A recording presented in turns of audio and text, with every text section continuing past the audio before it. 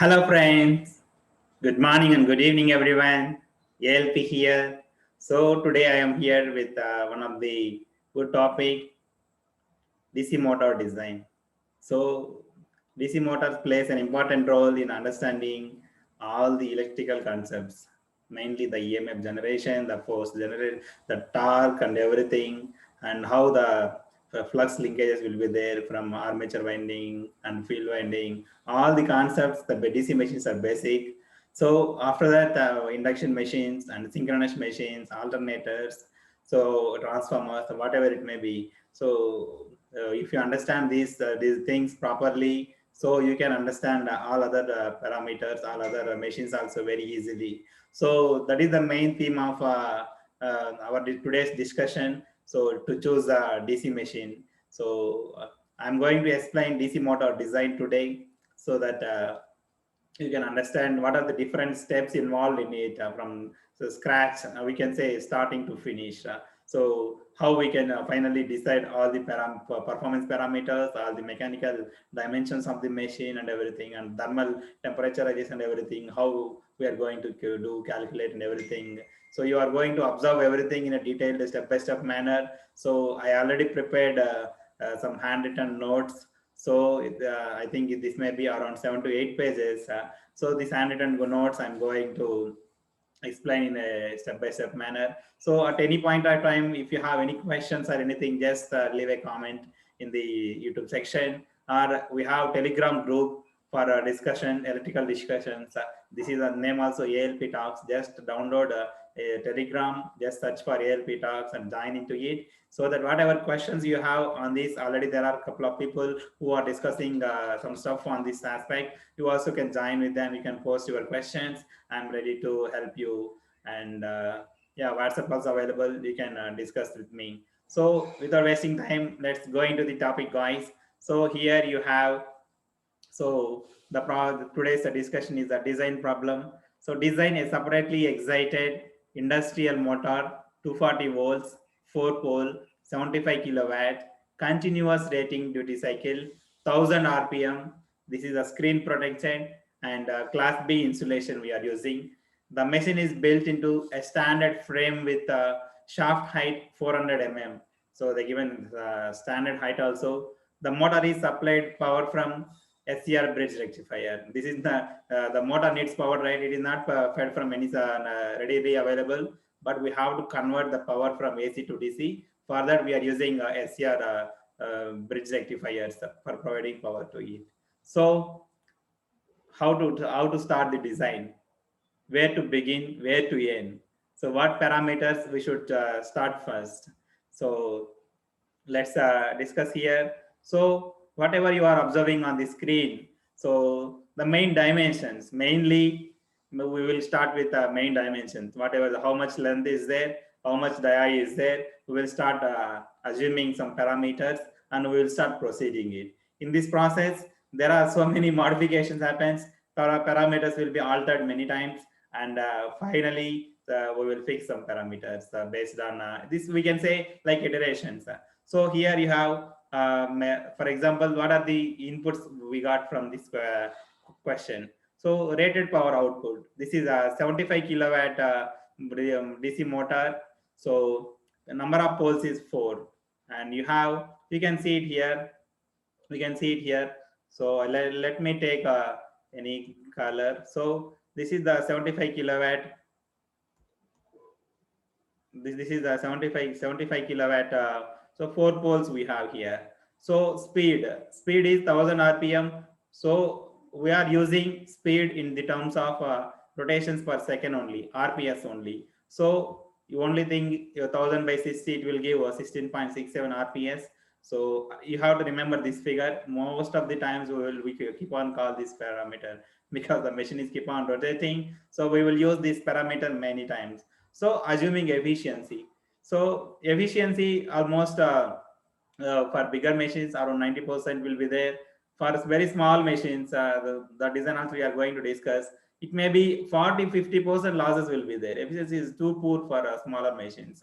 So this for these machines we assumed efficiency 92%, and power developed by armature. So what is the power armature is developing? So we have some basic formula. So PA is the armature power developed 1 plus 2 efficiency by 3 efficiency into P. This is the formula we are going to use for this power developed in the armature. So just substitute the values 1 plus 2 into 0.92 by 1 plus 3 into 0.92. This is the actual rated power. So 1.029 times this is extra. So you have 75 watts. So finally 77.2 kilowatt is the armature developed power. So there are one more thing, how much electrical loads are there, how much magnetic loads are there, we have to assume at the initial. We will say specific loadings.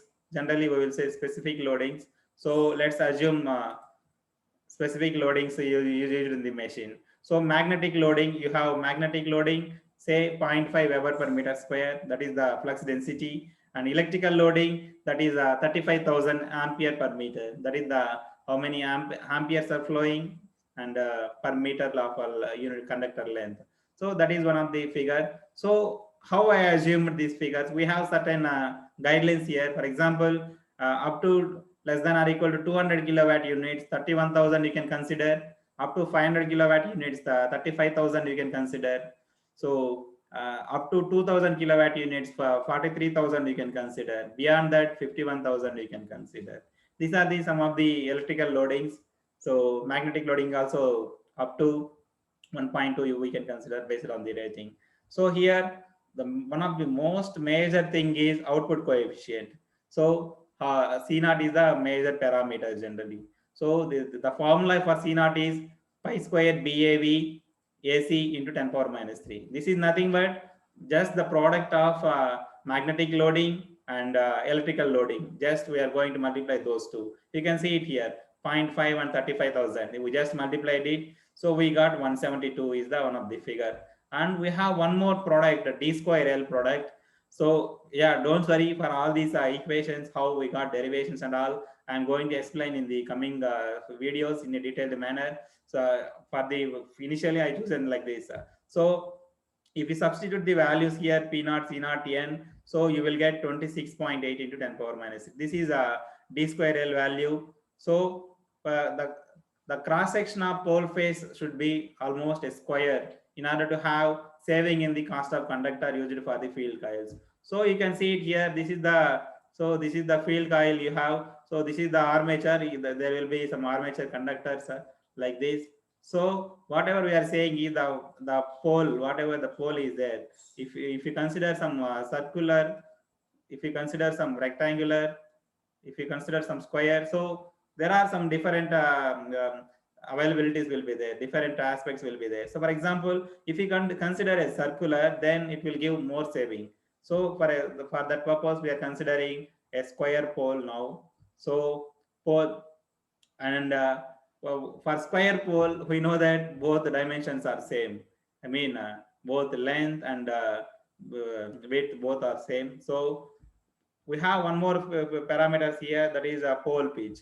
Pole pitch, we will say tau. So that is nothing but this is the center to center distance. You can see it, right? So here to here. So this is the pole pitch now. This is one center. This is another center. What is the distance between these two poles is the pole pitch. So pole pitch is nothing but we will simply calculate a perimeter pi into d. We will divide with number of poles. So we will get pole pitch.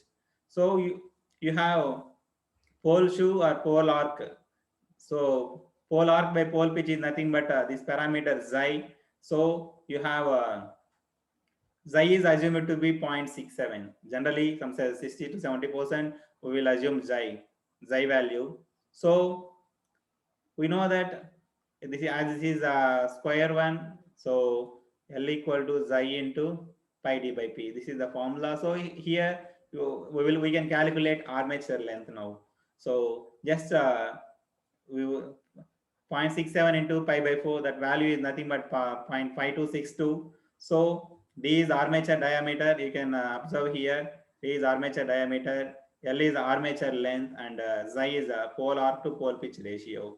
So you have two equations here. This is equation number 1 starting D square L product, and equation number 2 now just we got it. If you multiply those two equations, you will get d square, so d cube value you will get, d cube is nothing but 0.0509. So d value you can get it. So in this case, the d value we got is 0.37. So we in our problem we already given that 400 mm. So 400 mm is given as a standard size. So let's consider standard size.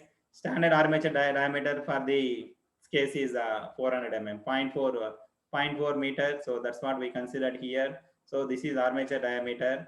So now we can back calculate L also. So from the equation 1 we can back calculate L also. L is coming 167. So let's consider standard dimensions for both D and L. So finally standard dimensions are 400 mm is the diameter and 170 mm is the length of the armature. So next what we will do. So the same standard frame, whatever we choose in now, this can be used up to 250 mm.